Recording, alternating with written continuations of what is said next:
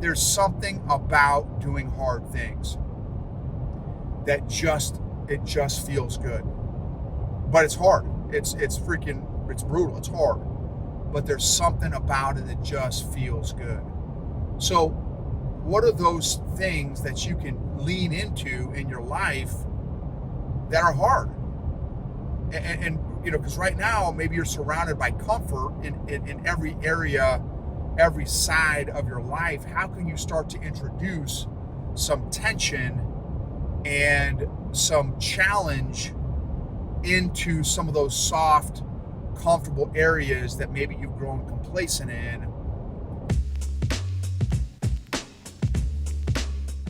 Welcome to the EQ Gangster podcast, where you will learn practical tools to grow your mental and emotional health and intelligence to be the best version of yourself, both at work and at home. It is real, raw, and transformational. The journey of emotional growth isn't easy, but it's worth it. I believe in you.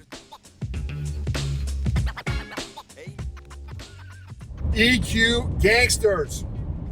So excited. This episode is going to be find your tribe and pursue your discomfort zone. Find your tribe and pursue your discomfort zone. So if you've been following me for a little while, the last few months have been some down months for me. Number of reasons. You can listen to the previous episodes and stuff. And man, I've been looking for 3 months, well, really like 6 months, 9 months, you could almost argue, for a jiu-jitsu gym, a new jiu-jitsu gym, because we moved. And so I've tried 10 or 15 different gyms, and it's just, because I'm trying to find a spot for me and of course my daughter also, for both of us, because we both roll, and I'm trying to find one that kind of fits both our kind of vibe and stuff and kind of what we're looking for. And man, and all that I've been to have been awesome. They've been great. The instructors have been awesome. The owners, the instructors, the members have just been great. So this is not a knock on any of the gyms that I have visited. The one, I've been to this one that I went to tonight, called SMAA, out of Texarkana.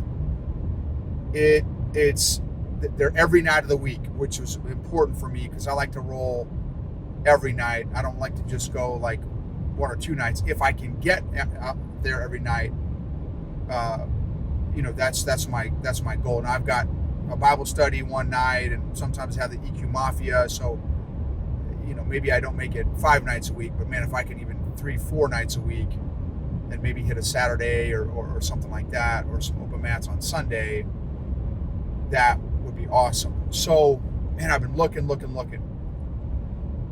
Finally went tonight, and man, it was awesome. The head instructor is a guy named Wayne. Super dude, super chill guy. And, and I like, chill instructor. I'm an old guy. I'm not trying to be the next Gordon Ryan or anything like that. So, so I'm a chill guy, but I like to roll with animals, right? I like to roll with the young, hungry killers, because that gets me out of my comfort zone. Those are not easy rolls for me. They're stronger than me. They're faster than me, quicker than me. A lot of them are more technical than me. So I love rolling with the young guys, the young, strong guys. And so that's, anyway, so, and great dudes. That's when you're trying to find a jiu-jitsu gym, a big piece of it is the instructor. In fact, one of my cousins, we roll with my cousins this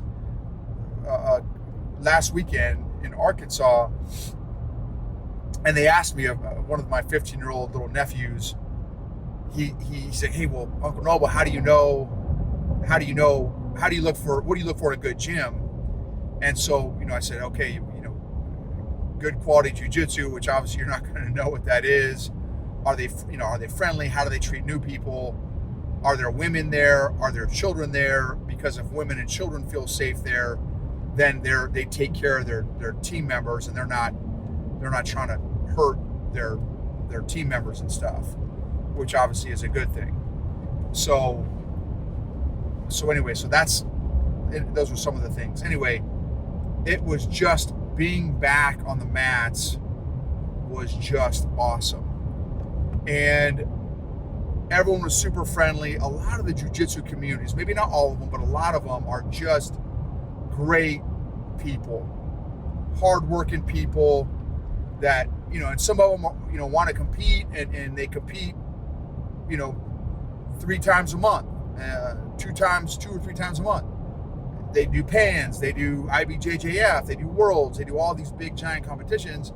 And then there's hobby guys like me where, I'm doing it for my mental, emotional, physical, spiritual health. I'm not trying to, again, be the next Gordon Ryan, but I love training with competitors and hungry people because that really tightens up my game and gets me out of my comfort zone, which is that second point of this episode is, man, there's something, and I've talked about this before in previous episodes, there's something about doing hard things that it just feels good. But it's hard. It's brutal. It's hard. But there's something about it that just feels good. So what are those things that you can lean into in your life that are hard? And because right now maybe you're surrounded by comfort in every area, every side of your life. How can you start to introduce some tension and some challenge into some of those soft, comfortable areas that maybe you've grown complacent in? And I'm stoked, man. I'm stoked to just dial in a number of my spiritual life. I told you I'm getting Bible study coaching weekly now. I'm getting life coaching once a month. I'm doing the EQ Mafia, which sharpens me mentally and emotionally with some high-speed leaders. I'm now back into jiu-jitsu again. And then my fam for my birthday got me a cold plunge, which I'm ecstatic about. Ecstatic, y'all. Ecstatic. So got a cold plunge, which I'm headed to right now. So now that's going to help out my recovery. It's going to help again with my getting out of my comfort zone, getting my head back dialed in again. It just, being in a cold plunge is just very peaceful, present, mindful place for me that I'm really excited to get back into doing that on a regular basis as well. The other thing that's been game changing for me is leaning into my own personal and self accountability. Before you can lead others well, you got to lead yourself well. And I'm going to be honest with you, I had not been leading myself well for a while. I'd gotten real complacent about leading myself well, and I'm like, no, I'm done being comfortable. I'm done being complacent. Now it's time to step it back up. And so it's been such a blessing to get back into the groove. So now I'm tracking, right? You can't change what you don't track. You can't manage what you're not aware of. So now I'm back to tracking a lot of these habits that I want to get back in the habit of doing. And man, it feels awesome to get some personal momentum back in my life. I've got personal momentum and it feels amazing, y'all. So find your tribe, find your social support network. What kind of people energize you? What kind of people do you enjoy being around? What kind of people challenge you? What kind of people challenge you? How often are you around people that challenge you? Who challenges you? And again, that's why I'm so thankful for this new Jits gym, because, and the professor, Professor Wayne, he and I don't know, he's maybe, 28, 30, he's a young guy, just plays around with me. He thank God he doesn't go full ham on me, because he'd snap me like a twig. But I love rolling with masters in their craft. Like, it just is boggling to me that I've been doing this for 7.5 years, and this dude makes me feel like a white belt. He could, I mean, he rolls at my level, so like he doesn't try to destroy me, obviously, but I just know that at any given moment, he's got 5 or 10 different moves that he could do on me at any given moment, and I probably know 1 or 2 of them that I can be aware of and defend myself against, and the other 3 or 4, I just pray that I can react quickly enough to maybe avoid getting choked or submitted or whatever. But anyway, super dude, super thankful to get plugged back in, to find my tribe, and anyway, make a list, y'all. Make a list of potential tribes. Make a list of potential tribes for yourself and go visit them, right? I've been to 10 different gyms in the last 3 to 6 months, just trying them out, feeling the culture, feeling the vibe, feeling the mix, right? Does it have a good mix of folks? Are there enough women there, enough children there? Would I feel comfortable with my daughter training there? How do they take care of their training partners? Are they friendly? Is the gym clean? Do they take care of their equipment? All those little details, y'all, are important. But anyway, same thing with church. Find a good church. And not because it's fancier, they do chocolate chip cookies on a Sunday. Like, is the message quality? Is it based on biblical principles, right? For me, I mean, that's my faith background. I'm a Christian. I love Jesus. And I don't care how many degrees the dude's got. I don't care. Like, the dude has to talk about God's word. He's got to be talking about God's word, and not just give an opinion for 30, 45 minutes. You know what I mean? So find your tribe, y'all, that social support network. And listen, here's the other cool thing too, is I'm in a space in my life where, like, I'm not emotionally needy, or I'm less emotionally needy. I'm sure I'm probably a little bit emotionally needy, but I'm a lot less than I used to be. So I don't need like to be around people 7 nights a week like I used to when I was in the business cult.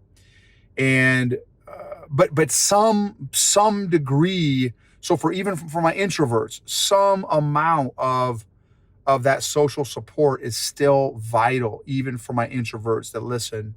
It's still vital. Maybe you don't need it again 3 times. Maybe you don't even need it once. I mean, maybe it's once a month is enough.